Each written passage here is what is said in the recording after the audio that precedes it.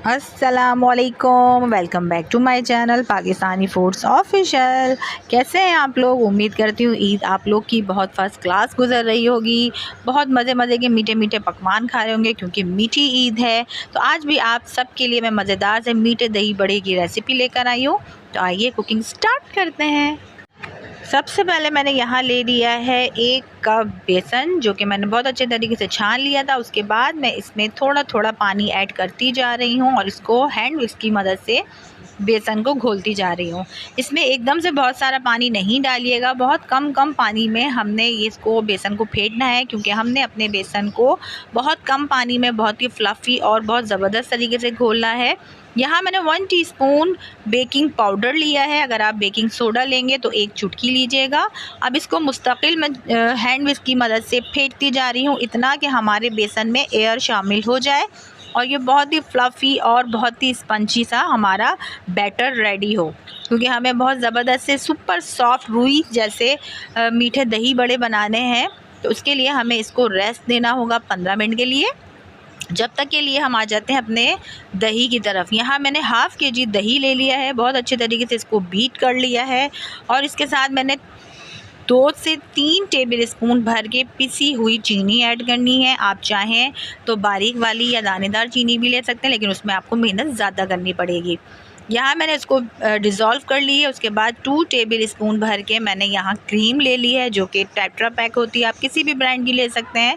मैंने यहाँ 2 table spoon cream शामिल की है और बहुत अच्छे तरीके से इसको हैंड विस्क की मदद से विस्क कर लिया है। अब हम आ जाते हैं अपने बेसन की तरफ। हमारे 15 मिनट हो चुके हैं और ये देख सकते हैं इसकी कंसिस्टेंसी कितने ज़बरदस्त तरीके से फ्लफ़ी ये आपको नज़र आ रहा है। अब ऑयल मैंने गरम कर लिया है और स्पून की मदद से छोटे छोटे दही बड़े मैं बना रही हूँ।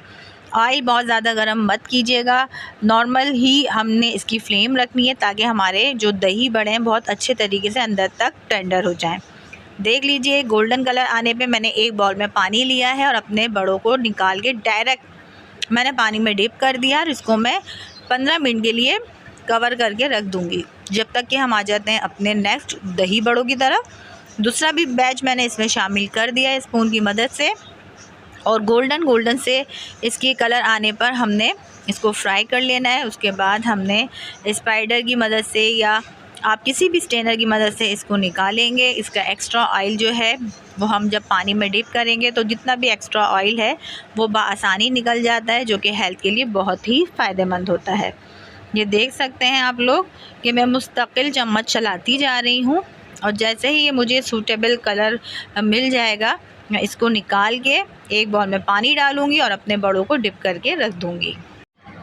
अच्छा, यहाँ देख लीजिए 15 मिनट हो चुके हैं। अब मैंने अपनी सर्विंग डिश लेनी है। अब मैंने बहुत दोनों हाथों की हथेलियों को मिलाते हुए बहुत आराम से मुझे जो एक्स्ट्रा पानी है बड़ों का वो मुझे निकाल लेना है। आप देख सकते हैं एक एक करके मैंने तमाम दही बड़ों को पानी से निचोड़ के निकाल लिया है। और बहुत सॉफ्ट हाथ रखिएगा क्योंकि हमारे दही बड़े बिल्कुल भी ना टूटें। अब ये जो मैंने क्रीम और चीनी जिसमें डिज़ोल्व की थी, मीठा दही बनाया था मैंने, वो अब इसके ऊपर हल्के हल्के से ऐड कर देना है। जो बाकी दही बड़े हैं मैंने इसके ऊपर दोबारा से लेयर लगानी है। उसके बाद मैंने इसके ऊपर दोबारा से दही ऐड कर देना है। उसके अलावा मैंने चाट मसाला, दही बड़ा मसाला जो कि आपको रेसिपी दी थी, उसका लिंक मैं यहाँ आई बटन में दे दूँगी, आप उसकी रेसिपी चेक कर लीजिएगा। वो दोनों चीज़ें मैंने यहाँ स्प्रिंकल कर दी हैं। मिलती हूँ नेक्स्ट वीडियो में, जब तक के लिए अल्लाह हाफ़िज़।